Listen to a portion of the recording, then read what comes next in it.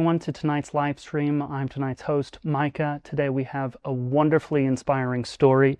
We are here to share the remarkable story of Coach Erik Thompson, a beloved football coach from Ogden, Utah. Erik's journey with being diagnosed with ALS has inspired his community and continues to inspire people to this very day.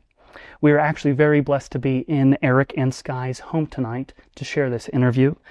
So joining us will be Erik and, of course, his wife, Skye, as well as producer Dan Davis and director Briana Johnson, who brought this story to the screen with their incredible documentary, The Luckiest Man on Earth.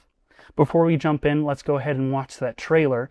But if you'd like to already see the film, just go to angel.com/luckiestmanguild. You can sign up to become a member on Angel and watch the movie there. Let's go ahead and roll the trailer.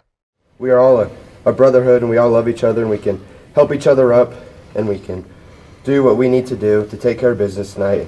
We ask that we can do this for Coach Thompson, and we say these things in the name of Jesus Christ. Amen. Amen! Let's go, boys!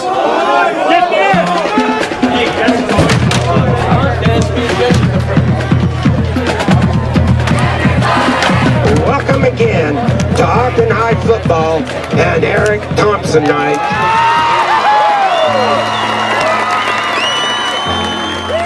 Why am I doing this film? More than anything, so that my wife and my boys, when the time comes when maybe I can't speak or, I'm not around, that they know how much I love them. He's not like every other football coach. I just want to say I love you, Coach. You may not know this, bro, but you truly changed my life, bro. 24, Erik Thompson, touchdown, Roy. He called me a couple days later when he knew for sure, and he said, I have good news. I have ALS. How is that good news? I've wondered why me. I've been infuriated at the unfairness of my situation. I've always felt that I can will myself through anything. I cannot will myself through this. This is a very brutal disease that tries to take a lot from you. The number one thing I know that it can't take is my love for you and hope. Hope's the most important thing you can have. He was always the smallest person on the field, but often the toughest. And certainly he was going to go at you with everything he had. He's given back way more than we can give him.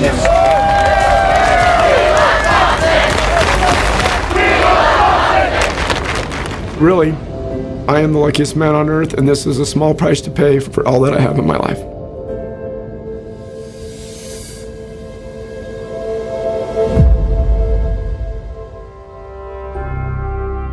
Now streaming exclusively on Angel. And that is just a glimpse of the story, but boy, are we going to jump deeper into the story now. We are first going to talk with Erik and Skye Thompson. Thank you so much for joining us. Happy to be here. I would first love to start with the name of the documentary, The Luckiest Man on Earth. Can you please give us the background to that title? Well, we didn't really choose the title, but we felt it was very fitting. When I was first diagnosed with Lou Gehrig's disease, ALS, I read about that Lou Gehrig. Said he still considers himself the luckiest man on earth. Even though he's got a bad break, he's got a lot to live for. So, we chose as a family to look at the things that we have in our life, all the blessings, and really how lucky we are, even though we've got this bad break. And really, we found that the joy in our life comes not from the circumstances, but what we focus on. So we decided to focus on, having no hard feelings, being grateful, and really making memories and connection with our family and community. Thank you so much for that answer, Erik. Skye, what did the title mean to you? Well, Erik's always been the optimist. I'm a little bit more pessimistic. So you'll see in the film when he first tells me that he has ALS, he says, I have good news, I have ALS. And it took me a long time to see that as good news. And I don't know if I still see it as good news, but he has a great attitude, and so it's a very fitting title. Thank you for that. And I'd love to talk about how your story began with this ALS diagnosis. Of course, you can watch the film and find out, but just to give a little bit to the audience watching now, what was that like? How did this whole diagnosis start? So he started having symptoms in 2017, and most people with ALS only have like 2 to 4 years to live, so we're already well past that. At first he couldn't turn the car key, just started having weakness in his right arm, and it was just moving really slowly, and so doctors weren't quite sure that it was ALS. It took several years for them to diagnose it, and that was in 2021 when they officially diagnosed it. And his is just moving slower, so it was a little harder to diagnose, but now, it's his arms, legs, and now voice and lungs. So just kind of slowly loses all that nerve. And when I went, I was originally told I have ALS like 7.5 years ago. But then they weren't sure for about 3. So I got the diagnosis again, officially in 2021. I knew enough about ALS that that's a 2 to 3 year thing. So what Skye Fells mentioned was I'm happy I have ALS, but the doctor told me I have a unique form that's on a 10 to 20 year lifespan instead of 2 to 3. So I chose to see that as a blessing, and we're going to have a little more time there. We thought, let's go make the most of it. I love that. And so your journey has been absolutely extraordinary in watching this film, from your coaching career to working through this diagnosis. How if your outlook on life, has that changed at all since being diagnosed, or do you think it's just been constant, just taking it as it comes? Oh no, definitely. I thought I was already pretty optimistic, happy person. So this really did hit hard. Certainly, every day I felt, sad or angry, or, you suffer. But I found that you can, in the midst of that, still be full of hope and joy and find peace. Definitely my perspective has changed in that. A lot more empathy for people that are suffering, and really an appreciation for suffering. You really grow as a person. How intentional we are as parents, as a couple, enjoying each moment. We definitely, I think, improved as people become more loving and empathetic because we suffer this together. Mm-hmm. Thank you for that. And Skye, would you also say that your perspective or outlook on life has changed through this whole process? Yeah, absolutely. I mean, Eric's always been a good husband and dad, but he was really focused on football, his career, and so this just kind of, snapped him back. He's like, hey, I'm going to put what's important first. And, we've spent time as a family, grown closer in our marriage, done all the bucket list items that he wants to do, I think. Mm-hmm. So yeah, definitely changed our perspective. I love that. And you brought up the focusing on career and coaching. So I'd like to talk about your coaching career and all of that. You have a coaching mantra that is talked about in the documentary, which is, forget about me, I love you. I'd love for you to take a second to talk about that, what that sort of phrase means to you. I love playing football. And I got a chance to coach him. I really found that after a while, you realize this really isn't about, winning football games. This is about trying to make a difference in a young man's life. helping them feel, seen and heard, helping them grow. So, we kind of came up with that. We stole the acronym, Forget About Me, I Love You. And our team really took hold of that.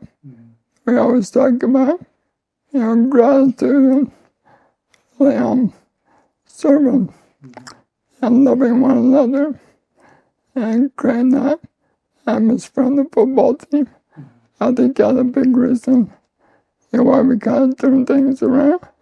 And more importantly, hopefully made it so we each could have a good experience playing football and learn life lessons, great memories, and relationships that will last in life. Mm-hmm.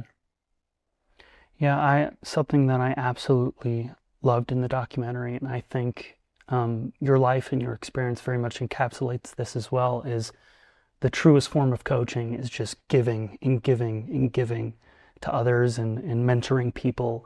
And I thought that was something that was beautifully captured in the documentary, and in your life and in your battle with ALS and in your outlook going through this scenario, this situation. Through that, of course, there was this movement, I don't know if you want to call it, called Thompson Tough. Do you mind sharing what that is and kind of giving the audience a behind-the-scenes look into that? Well, I think, did your family come up with that? Did you come up with that? Well, I think I came up with it. Everyone wants to consider themselves tough. It kind of rhymed with Thompson. But really, I mentioned this guy, we think that it says, I love you more. No, I love you more than someone else would love. But no, we love each other more than whatever bad circumstance is going to come into our life. We know every day this thing gets harder. So really, it's our team of people, our family, our community that is choosing to love and serve each other more than no matter how hard things get. Mm-hmm. And I think that just goes to the core of coaching, which I think is just so beautiful in that way. And I would love to ask a question specifically about people who are considering being a mentor or being a coach.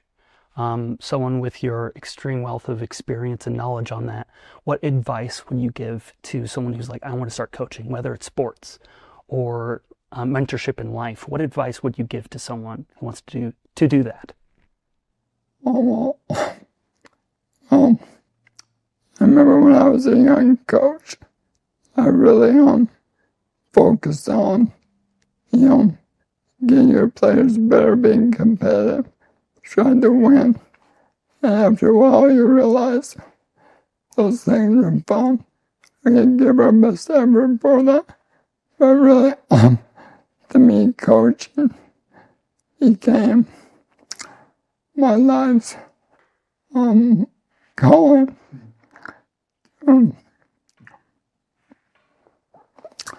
My advice would be, first, to really get to know your athletes and love them, and teach them how to serve, love one another. I promise you that, a team that loves each other will have a lot of grit, and they'll play a lot harder for love than they will anything else. And the joy that comes from seeing that as a coach is something more than winning 3 state championships, which I've been fortunate to do. By all my teams, I love equally. And we all just did our best to become the best versions of ourselves. Well, Erik and Skye, thank you so much for taking some time to answer some questions and for being willing to share your story. I know that can be in many ways vulnerable.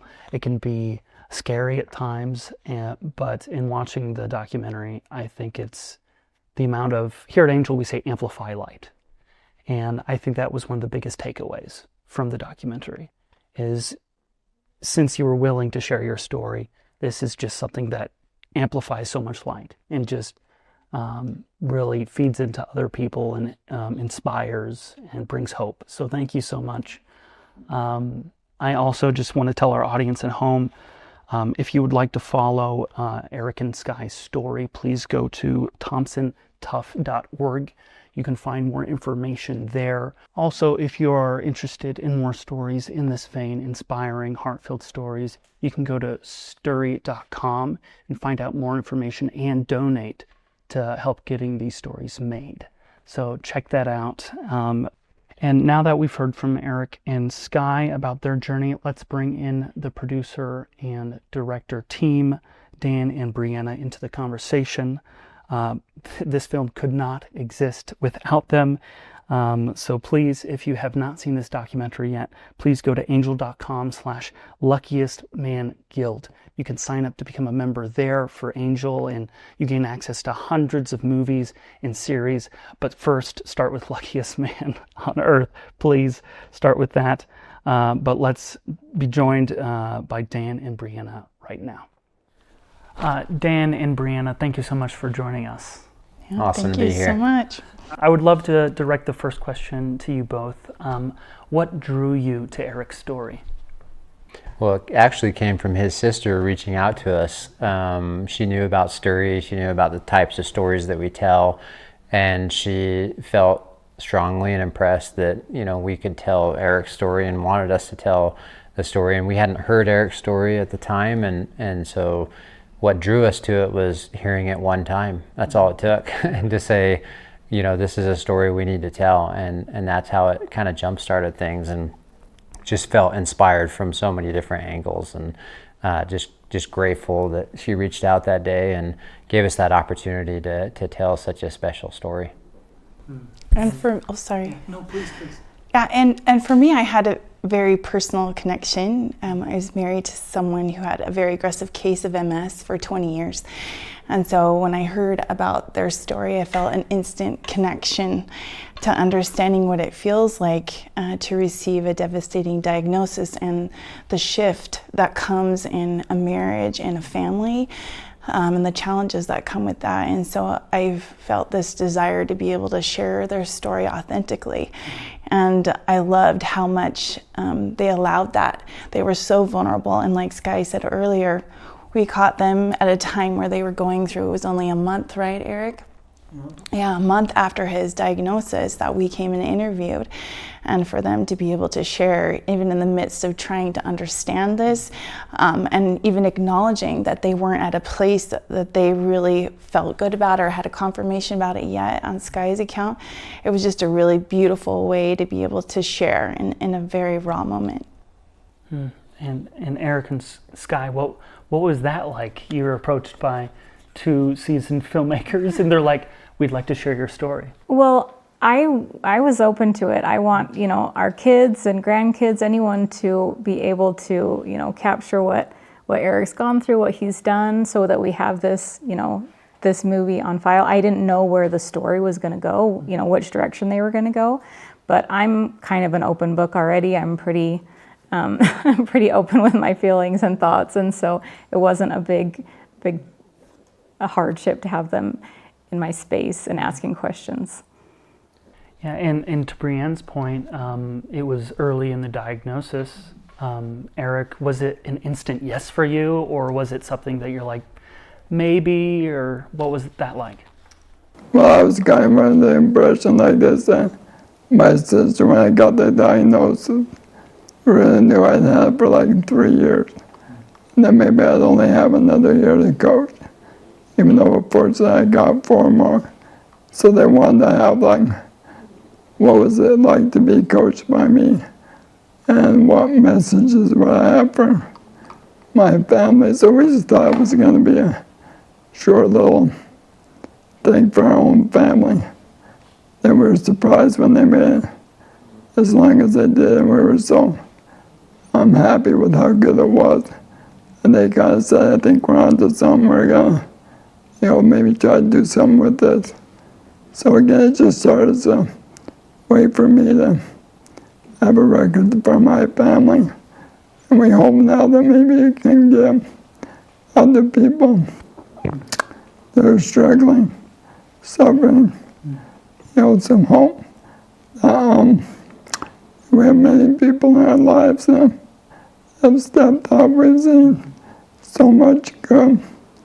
And really our relationship with our family, with God, our Savior, is so much stronger that it really helps us be able to bear the burdens of this very difficult disease.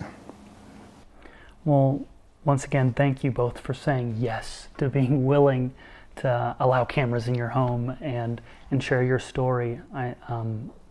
Us, the audience, we are the beneficiaries of your openness and your story. So thank you again for that. The next question I'd like to ask Dan and Briana. So they say yes. They're like, yes, we'd like to share this story. What was it like jumping into the project? Is there any moment that really stuck out to you during the filming?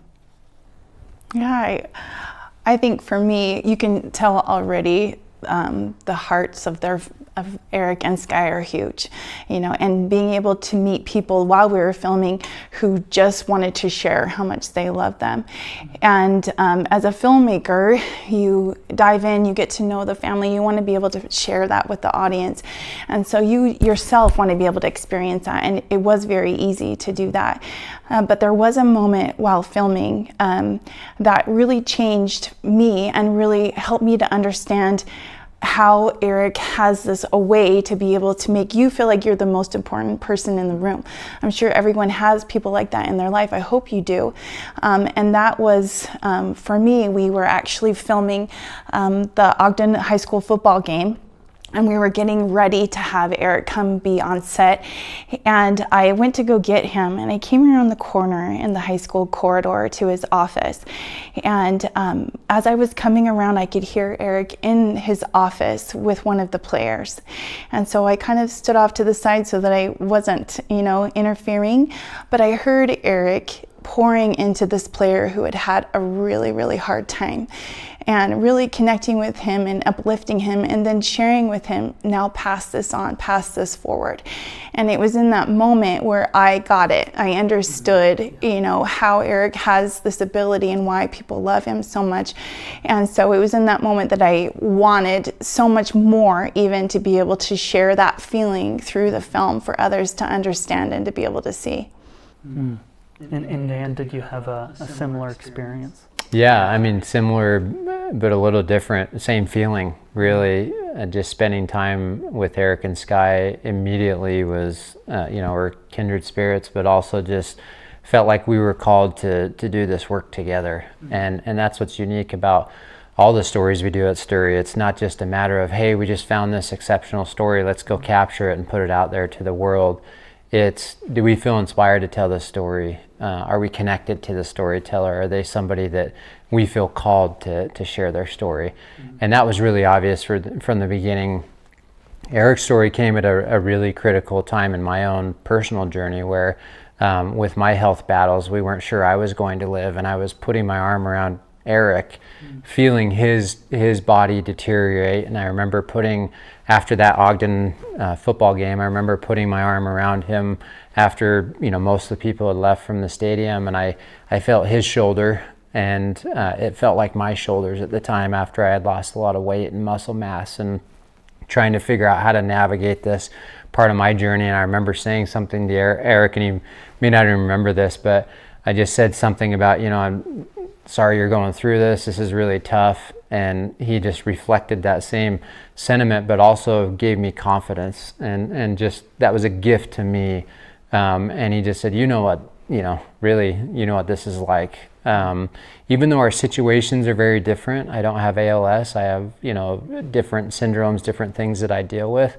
But at the same time, it was two men that were husbands and fathers trying to figure out how to make sense of the future for their children. People that were providing for their families, trying to figure out how to do that for their families given a terrible diagnosis. And that was something I shared with Erik, right from the beginning, and was timely in my journey. And so when I say that we're connected and we feel called to do these stories, many times I tell people, sometimes I feel like I'm the person that's blessed the most, that gets and receives the most gifts from this as people pour their hearts out.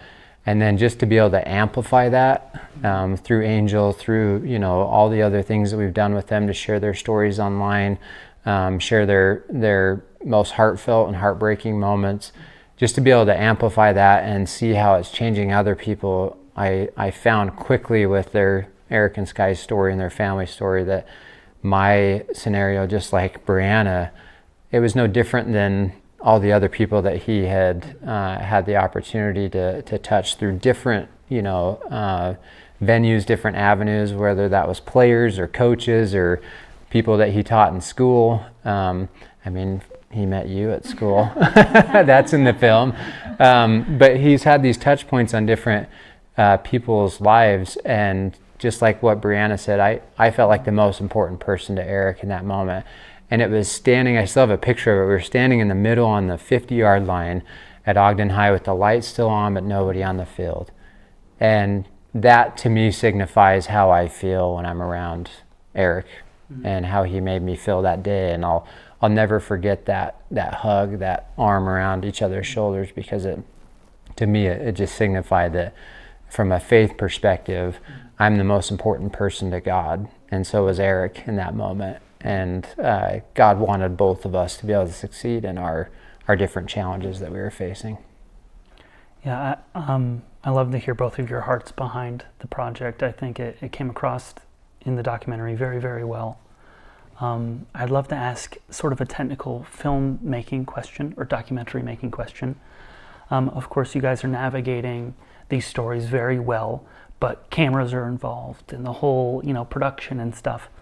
How do you as filmmakers enter into sometimes these very emotional and difficult scenarios while also capturing them and sharing them with the world? Is there a difficulty behind that? How do you navigate it? Yeah, there's lots of difficulty in that because it is a technical process. And I think it's challenging too because, looking at Erik and Skye's situation, like they just got their diagnosis and there's a film crew in their house. And if you're not careful, you ruin the spirit of the project really quickly with all the lights and the cameras. And we get this all the time. People are like, oh, that's so lucky you get to go tell these stories. And I say, yes. And it's a lot of work and it's very difficult. And there's a lot of support both from the people that we're telling the stories on and all of our crew. This is just two people of many. If you guys remember how many people were at the football game, you probably don't remember, because there were just so many cameras rolling and so many things being coordinated through the walkie-talkies to make sure that we captured what we were meant to capture that night. And really, honestly, use that Spirit of God that He's given us to be able to know what to capture, to know where to be, when to be there.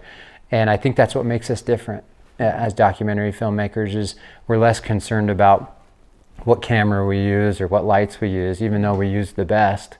At the end of the day, it's being where you're supposed to be in order to capture those moments. And that's what you see on screen, is this collection of just inspired moments that were not just led by chance or proper planning.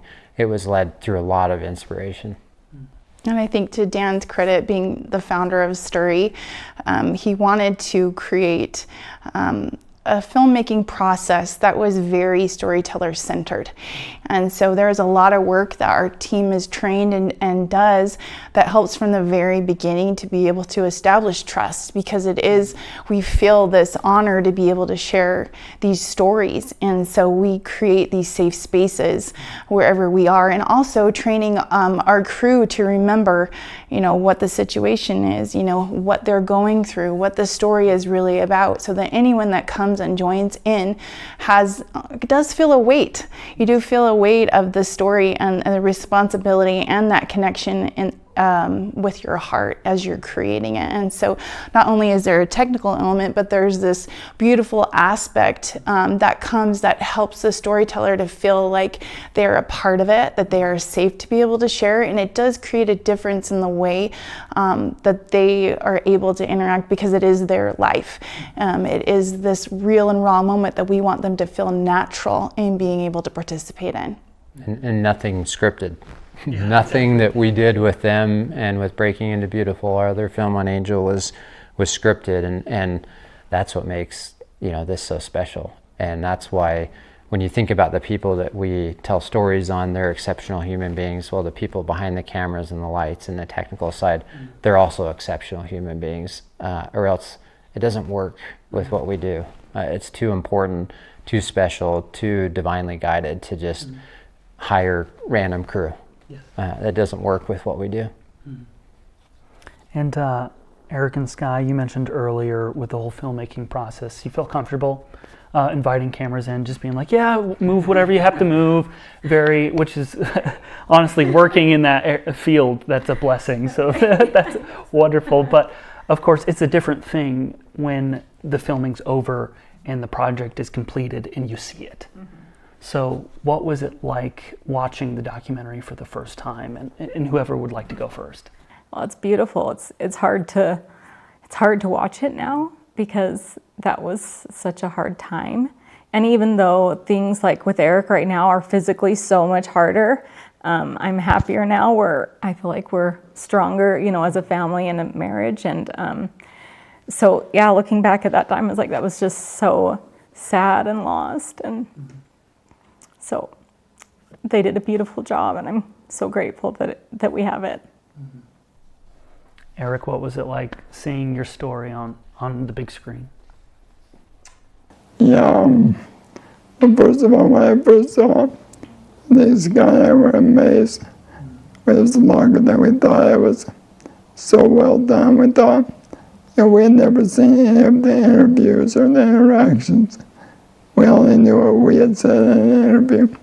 So they did just such a great job of kind of capturing that moment in our life. And like Scott said, we look back and we watch it, there's stuff like, we don't feel that way anymore. Or, oh, I wish I could walk like I could back then. But in the end, we're so happy we have a record for our family, and really we want it to be a big home for elders. And they come home, filled up. No matter how hard their suffering is, physical and mental, or watching someone else suffer, they're a child of God. So they matter. You can find peace and joy and happiness in the midst of suffering.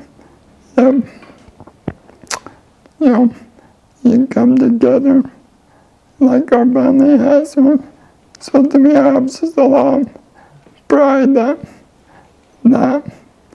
is something that could have really broken us. I feel like it's made us stronger and better. And one part of the documentary that I really enjoyed was it was your guys' story, but it very much captured the impact that you both have in your circle, whether it's your coaching impact with your players and everything like that. What was it like to incorporate your team into this story as well. And from a technical side, like of course you're working with the whole football team and everything else like that. I'm sure people were just jumping to be involved and share the impact that Erik has had on their life. What was that like from the filmmaking side? I mean, Briana got to be in a boys' locker room. That's never happened before. But a bunch of teenage boys that are hooping and hollering and trying to wrangle them. And but I would say, from my perspective, Erik just commanded respect from everybody, and it set a precedent. So he let them know. I don't know what kind of words you told them to behave, but he let them know that we were going to be doing this, and they were all in. And it wasn't for us. It was because they love Erik, and this was really important to him. And so all of those kids that have, by the way, been through, there's a million stories we could tell of all those kids that have been through just hell and back over and over again. And here's a bunch of humble kids that are saying, we'll do this for Coach T because of everything he's done for us. He's given us a couch to sleep on. He's given us meals, Christmas gifts, given us opportunities to serve each other and people in our school. I'll just never forget that light in their eyes to be able to do something for him, because I think a lot of people just felt helpless. Like, what can I do? Coach T has been diagnosed with this. What can I do? Here's an opportunity to actually like be involved in this part of his story and support something that was meaningful to him and his family. Yeah, I would love to, I began the interview with this question, but I'd like to pose it to you too as well. The title, The Luckiest Man on Earth, was that something that they pitched to you guys, or did you just hear it and you're like, that's the title? What's the story behind that? Well, I know in part of the interview that you will see that Erik does share about that quote, and it really hit, you know. And as you watch the film and you are kind of going through the journey with them, you can hear Erik continue to share that gratitude. But what I love is that there is this marriage of gratitude and hard work that Erik has incorporated in his whole life. And it comes to a place where he's trying to will his way through something that he can't control. And I think we've all been there in those moments. And there is a point where we get to surrender that. We get to surrender our will to understand what is. And how can you face something that we can't change that is so devastating with this beauty of gratitude? And I think that for me was a beautiful message of this piece, and just really goes to that title of The Luckiest Man. Despite everything that's going on, I can still be grateful, like Erik and Skye were saying, for the things that I do have, and even those things become more clear in our lives.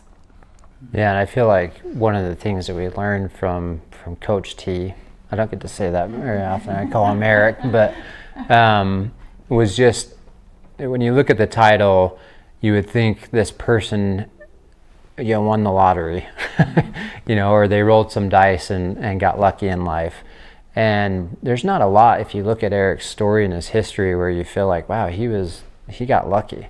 He worked really hard. He was the underdog. And his parents talked about that. His brother talked about that. But then when he was faced with this, just what felt like an impossible diagnosis, he didn't just say, I'm going to go through this or get over this thing and move on. He realized that this thing that he was facing, he gets to be a part of it, and he gets to come through this experience knowing that he's way better off and a better human, someone that he could be really proud of and that others could be proud of because of the experience. Not despite, you know, the challenges, not, you know, this idea of like, we have to overcome this mountain so we can just be on the peak and celebrate. It's like, I'm okay going through this experience because I like who I'm becoming through it. And then I'm going to face the next mountain, whatever that is. And you watch Erik's next mountain, his next thing, Skye's next mountain is very different than, you know, what you see in the film.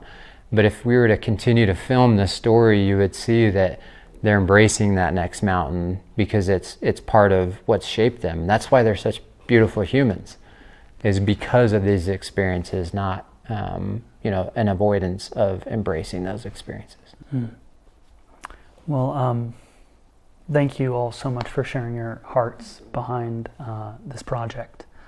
Up next, we gathered some guild questions, some Angel Guild questions, so sort of rapid fire, and I'll just throw it out to the group, and if you have an answer, we'll go from there. But before we do that, I'd like to tell everyone watching, if you have not seen this wonderful documentary, please go to angel.com/luckiestmanguild. There you can sign up to become an Angel member. You'll gain access to hundreds of series and movies, but 100% you should start with this one. This is an extremely impactful documentary, so you can find it there, angel.com/luckiestmanguild. All right, so let's just jump into these Angel Guild questions. This first one was for Erik and Skye, and the question was, what was it like seeing your story told on screen for the first time and finding its home on Angel? So we kind of addressed that first part, but what was it like when you heard the film's coming to Angel? Yeah, so just like 2 months ago or something, Dan said, hey, we're thinking about seeing if Angel wants to pick up your film. You know, would you be okay with that? We're like, yeah, I guess that's that's fine. You know, and it's so personal, so sometimes it's hard to see it and like strangers seeing it, right? But also, like, if we're going through this, and especially Erik, you know, it's harder for him to speak now, get out, like if he can share you know, his story and his spirit with others, then this is the best way. And so we hope people will enjoy it and will feel hope from it. Mm-hmm. And Erik, what was it like hearing that Angel was going to be picking up this documentary? I think me and Skye were both surprised, right? We didn't think that it was that. We didn't think you'd like it. We don't think we're that important. But again, we're excited that one of my favorite shows is The Chosen. I think there's lots of when you watch a movie. A lot of times you can really connect with it, and it can give you hope or purpose. So we just hope that this can do that for somebody. We can't really escape pain and suffering in this life, but we can help each other get through it. And we can choose the attitude that we have while we're going through it. Well, I know us here at Angel are honored to be carrying your story on our platform. Truly, truly honored. And something that I think you can take maybe some pride in is that we don't have the power to accept certain stories. We submit them, or the filmmakers submit them to the Guild. That's 1.5 million people at the moment. But these people saw your story and they voted yes. They saw the love, the light, the passion, the inspiration behind your movie, and they told us at Angel that this should be on the platform. So I think you should take a lot of strength in that, because that's just like, we're happy, but we don't make the decision. But thank you so much for sharing that. This next question is for Dan and Briana. What were some of the challenges in bringing such a personal story to life? I think, and even more broadly, a lot of your guys' projects at Sturry are very heartfelt, personal stories. What are the challenges in bringing those stories to life?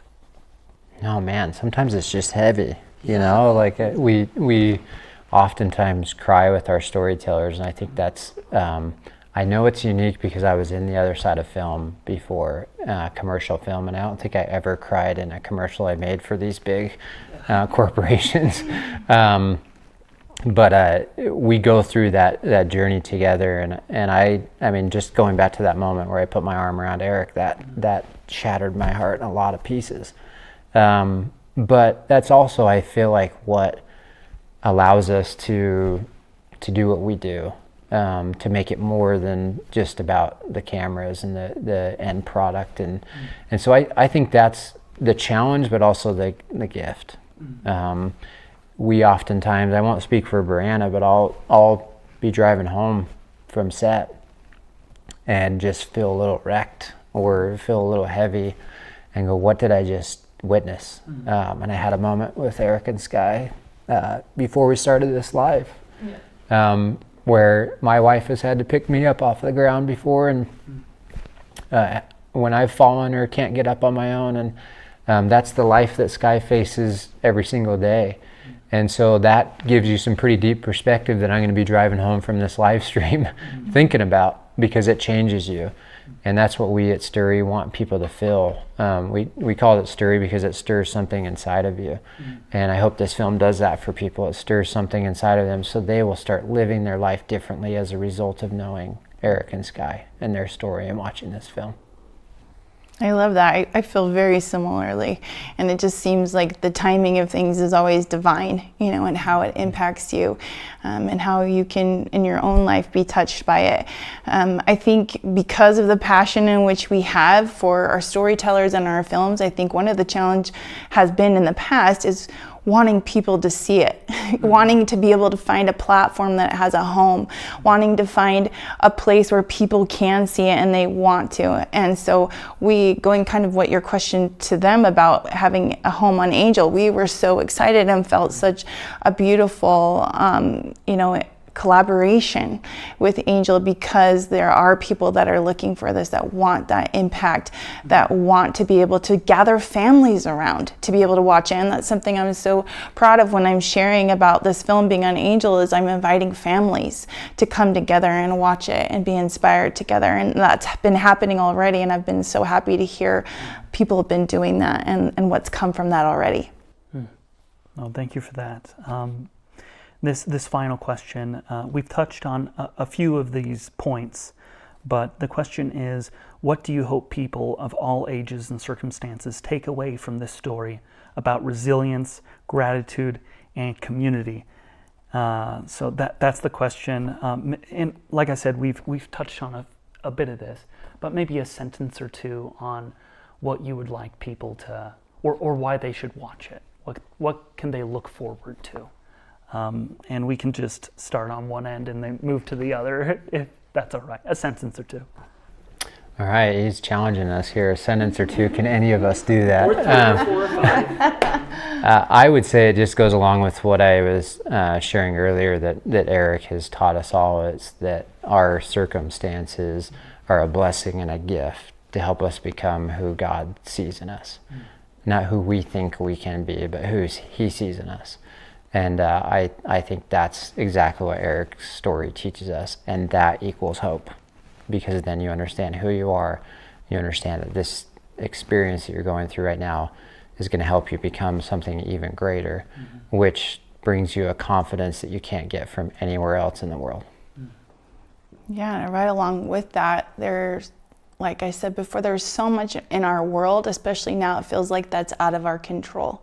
And when things happen upon us, whether we lost a job, or there's, an action of someone else, or in this case, in many cases, a diagnosis that we cannot control, that there is an opportunity for us to be able to surrender our will, and what that does for us, to be able to acknowledge the good, to be able to acknowledge the growth, and also what I felt so impressed with is acknowledging the goodness of God in that storm, and what that does for us. I love that Skye has shared that even now they're a stronger couple, they're a stronger family, and that makes me so happy for them, that they've been able to take these circumstances that were out of their control and to be able to do what is in their control, and that is to be able to look within and within relationships and strengthen that as they're also looking to God. When Dad was speaking, and then I had an immediate connection. I was going to say something similar to what he said.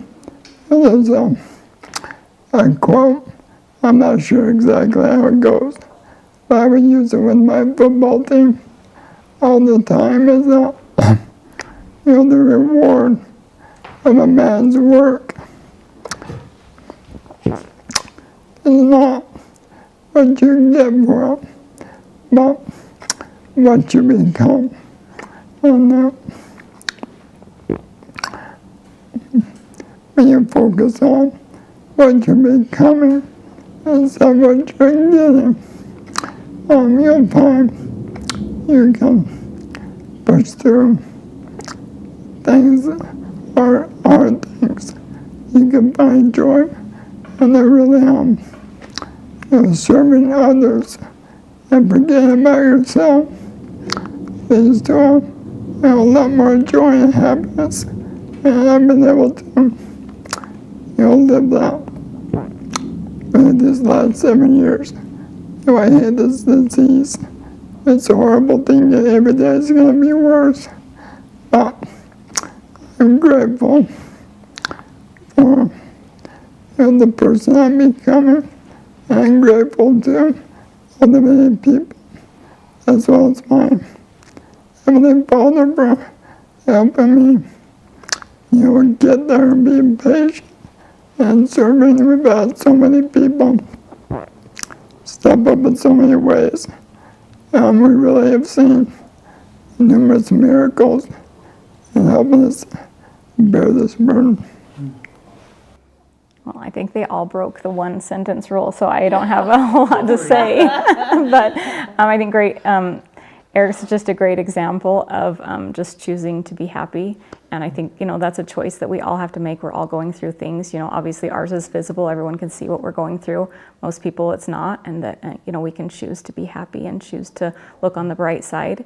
And hopefully we can all make that choice. Well, thank you all so much for, once again, opening your hearts to this story, sharing the story, opening your home to us to film this interview. Thank you so much. Before we close, I would like to just open it up to really, if you have anything to say to the Angel audience. I know, Sturry, how can we support you? Maybe you can say a few words about that. Well, we want to do a lot more with Erik's story. We want to do there's a lot of other stories out there that need to be told, and we're grateful, as Briana said, that Angel was that home for Erik's story. And but we're not even close to being done with this story and with all the other stories that we're trying to tell. And so people coming to the table wanting to support us financially with resources, other things, will allow us to go tell these stories and put them on the platform and allow us to do the good that we were meant to do. And we're pretty, if you get to know us, we're pretty relentless in doing what we feel called to do. And what we feel called to do is do more of these stories and to allow people to have this kind of content in their home as a part of their lives. Just like I said earlier with Erik's story, it changes the way that you live your life on a day-to-day basis. So imagine us being able to be, relentless paired with unleashed and be able to just go do that every single day. That's our mission and that's our purpose. That's what we're trying to do. And so we want to flood the earth with this kind of content over and over again. And the people at Angel and the people that have supported Sturry over the years allow us to do that. But we're not close to being done, and we want to do more. I love that. And would the best place be Sturry.com? Yeah, Sturry.com. You can reach out to us directly on there or our social media at Sturry and just say, I want to help. I want to make this possible. Yeah. Whether that's an individual story or just believing in our mission and participating and helping us tell more of the stories that we have on hand. No, I love that. We'll put a QR code and a link in the description below to check that out. But thank you so much for that. Thank you. And of course, Erik and Skye. Yeah, you can follow us along. I try and kind of share what we're doing throughout the day, on Instagram at Erik Thompson Tough, and YouTube at Thompson Tough. If you want to just see, how we're getting through each day living with him, go ahead and follow us along. That's great. And thompsontough.org, they can find more information there as absolutely. Well. Okay, we'll also put that in the description as well. Thank you so much for sharing that. But I think that ends our interview for today. Just one more time, if you'd like to see this documentary, please go to angel.com/luckiestmanguild. You can sign up there to become an Angel member, where you'll gain access to this wonderful documentary. To close, we are going to show the trailer one more time. So thank you so much for joining us, and enjoy the trailer. We are all a brotherhood, and we all love each other, and we can help each other up, and we can do what we need to do to take care of business tonight. We ask that we can do this for Coach Thompson, And we say these things in the name of Jesus Christ. Amen. Amen. Let's go, boys.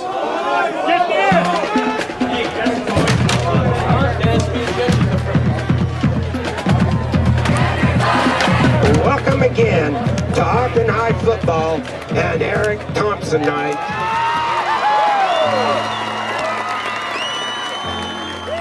Why am I doing this film? More than anything, so that my wife and my boys, when the time comes when maybe I can't speak or, I'm not around, that they know how much I love them. He's not like every other football coach. I just want to say I love you, Coach. You may not know this, bro, but you truly changed my life, bro. 24, Erik Thompson, touchdown, Roy. He called me a couple days later when he knew for sure, and he said, I have good news. I have ALS. I was like, how is that good news? I've wondered why me. I've been infuriated at the unfairness of my situation. I've always felt that I can will myself through anything. I cannot will myself through this. This is a very brutal disease that tries to take a lot from you. The number one thing I know that it can't take is my love for you and hope. Hope's the most important thing you can have. He was always the smallest person on the field, but often the toughest. And certainly he was going to go at you with everything he had. He's given back way more than we can give him.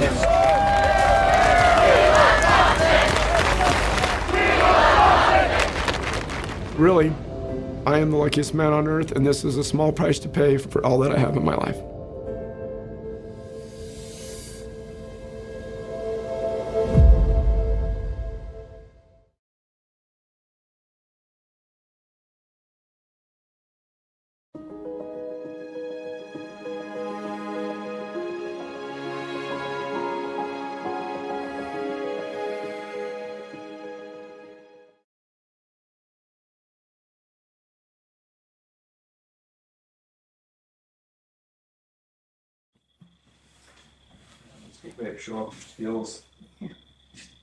It seems like it took about 5 years to lose complete control of his right arm.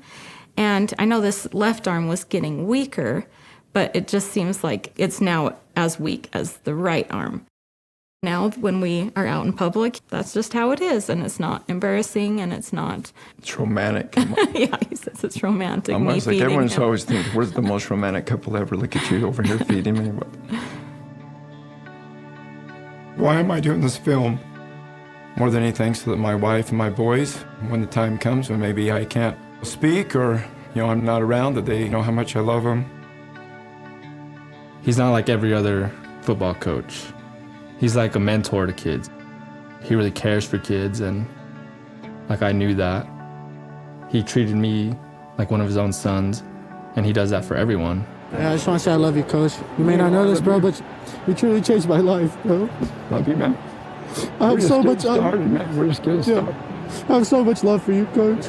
Hey, anything you need, place to stay, car, ride at night, I got your ass. Yeah. 4, Erik Thompson, touchdown, Roy. He was always the smallest person on the field, but often the toughest. He is one of the most competitive people I know. He's also one of the most gentle and kind. And that's one of the reasons he is so loved. Thompson!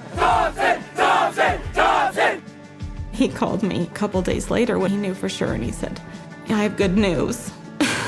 I have ALS. I was like, how is that good news? I've wondered why me. I've been infuriated at the unfairness of my situation. I'd cry in the shower many times a week. I pretend to be strong for others. I've always felt that I can will myself through anything. I cannot will myself through this. I cannot do it alone. None of us can do it alone. I promise you this, he's given back way more than we can give him. So thank you guys tonight. Thank you, Coach.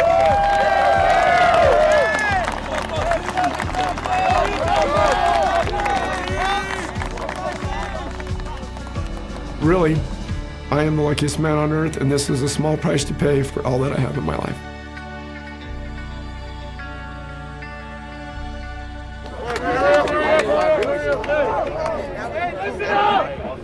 Hey, focus up today. Hey, Hey, be laser focused, all right? Hey, Tigers on 3. 1, 2, 3, Tigers! Hey, everybody sideline. Kick return. Kick return out. Kick return out. Hey,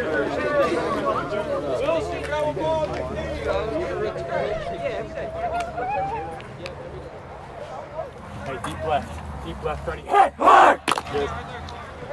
Break out.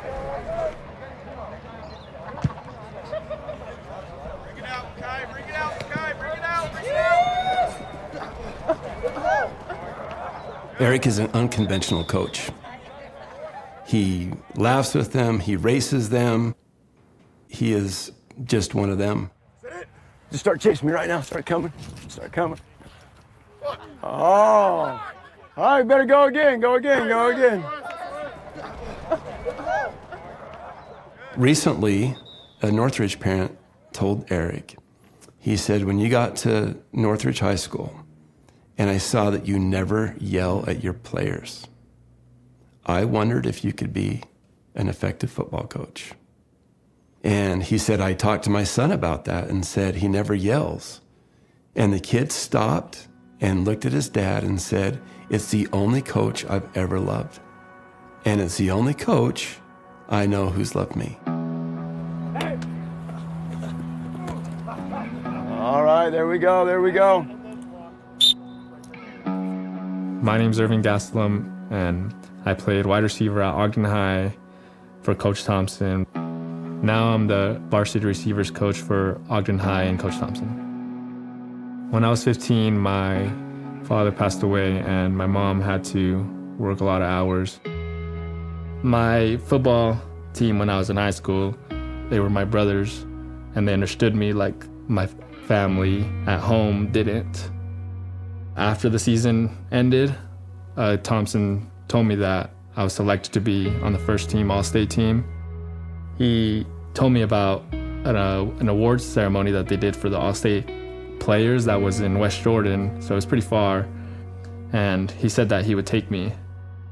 While we were driving there, we had like a heart-to-heart conversation, and I told him about my dad passing away when I was 15, and I knew he cared about me because his reaction, he started to treat me like a son. And that's when he would invite me over to his house and hang out with his kids. His kids were young at the time. And he would invite me to dinner.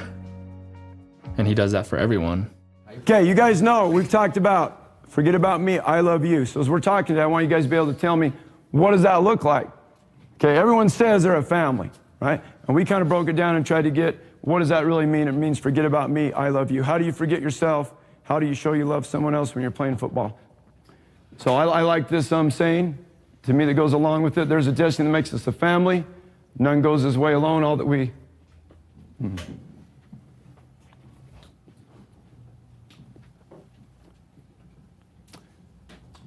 Always send into the life of others comes back into our own.